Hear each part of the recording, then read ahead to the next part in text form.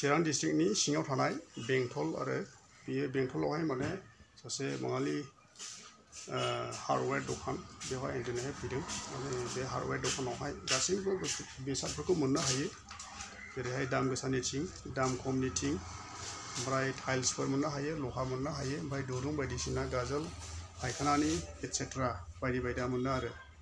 बेरायनो ओमफ्राय फेन्सिंनि थाखाय नै बे दङ क्वालिटि बाय क्वालिटि आरोखि बेलायनो फेन्सिंनि थाखाय बेलायनो नोंथांमोना माखौ फसायो नोंथांमोना माने फैनानै लांफैनो हागोन आरो बे जाहैबाय मानेकनि हार्डवेयर दखान आरो बेंटल ओरैहाय मा होनो गावलि बेंकनि सोनाबजों ओरै टार्निं जायो बे साखाथियावहायनो दं आरो नोंथांमोना फैनानै लांफैनो हागोन अब्ला हामबायसै थेंक इउ बेंटल टाउनशिपनि माने हार्डवेयर दखान आरोखि हार्डवेयर दखानावहाय आं दिनैहाय फैदों भिडिअ बानायनो थाखाय नोंथांमोना नायलांदों भिडिअखौ दिनै बे गासैबो माने टाइल्सनि माने खथा गोजा आरोखि बेयाव टाइल्स दोनो ओमफ्राय मा जातनि टाइल्स दङ नै नायदो बेलायदो माखौ फसायो नोंथांमोना होनो हागोन आरोखि फैनानै लांफैनो हागोन आरो बेलाय टाइल्स गोजा गासैबो थिग दङ ओमफ्राय फेन्सिं दङ नै बेबो टाइल्सनो गरफोरानिसै बङाइगावफोरा औ दे गोजा आरोखि नै गासैबो थिं गोजा आरोहाय नै थिं गोजा नांगौब्लाबो मोननो हायो बेलाय नै माने सिमाफ्रावहाय माने होनो थाखायहाय हायो आरो बेफोरबायदि नेटफोरखौ दामि दामि थिं दङ बेलाय नै बेफोर गासैबो माने टाइल्स गोजा आरोखि नै टाइल्स थिं गोजा नै गासैबो थिं मा जातनि थिं नांगौ फैनानै लांफैनो हागोन आरो बेयाव जाहैबाय नै दुर्गापुरनि लहा दं आरो बेलाय नै दुर्गापुरनि लहा दायो दासान्दि माने लहानि दामा पार केजि माने 60 नङाब्ला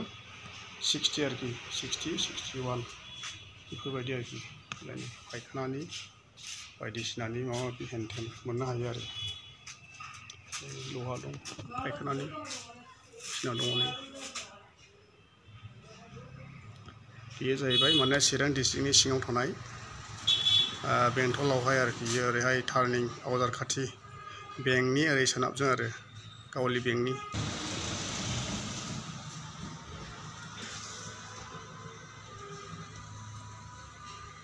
दादा लहार दाम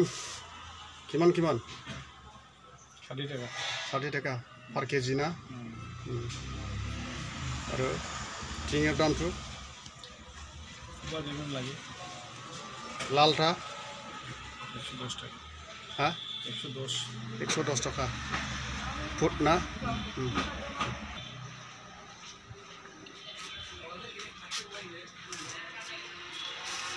बे गासैबो माने हार्डवेयर दखानावहाय मोननो हाजोबो नै प्लेनशिपफोरबो दङ लहानि गासैबो लहानि प्लेनशिपजों नै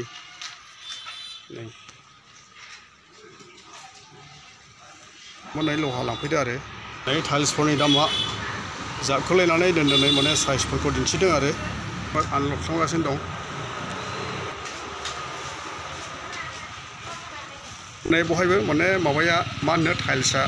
मा जातनि टाइल्स नांगौ ओमफ्राय दरजा नांगौ नै दरजाया बे दरजा बेसेबांथाय नै टाइल्सफ्रा बेफोरबायदि माने जाबनानैहाय दोनदों आरो टाइल्सफोरखौ बेलाय नै बेफोरबायदिखौ माने होनानै लानांगौ आरो नोंथांमोन माने लेथ्राफ्रा माने सिबलानो बुस्रिलानो साफा खारजोबखायो नै फायखानानिबो दङ गसंगासिनो खिग्रा ओमफ्राय जिरायगासिनो खिग्राबो दङ नै माखौ फसायो लांफैनो हागोन बेलाय नै गसंगासिनो खिनो लुबैयो ना जिरायनानै खिनो लुबैयो फायखानाफ्रा बेलाय नै गसंनानै खिग्राबो दङ जिरायनाय खिग्राबो दं बेलाय नै होमबा गासैखौबो मोननो हाजोबो आरो बे जाहैबाय सिमेन्टनि गुदाम नै सिमेन्टनि गुदाम मथा-मथि बे सिमेन्टनि दामा जाहैबाय बेसेबांथाय बे दामा स्टार सिमेन्ट मेक्स सिमेन्ट बेयो जाहैबाय 450 गोग्लैयो आरो बेखौनो लांनानै होयो आरोखि आं दङ आरो बेबा मा सेमेन्ट स्टार सेमेन्ट नैबेयो स्टार सेमेन्ट बेनि दामखौ आं सोंनाय जायाखै ओमफ्राय नैबे जाहैबाय फोनसोम सेमेन्ट आरोखि बिलाइनि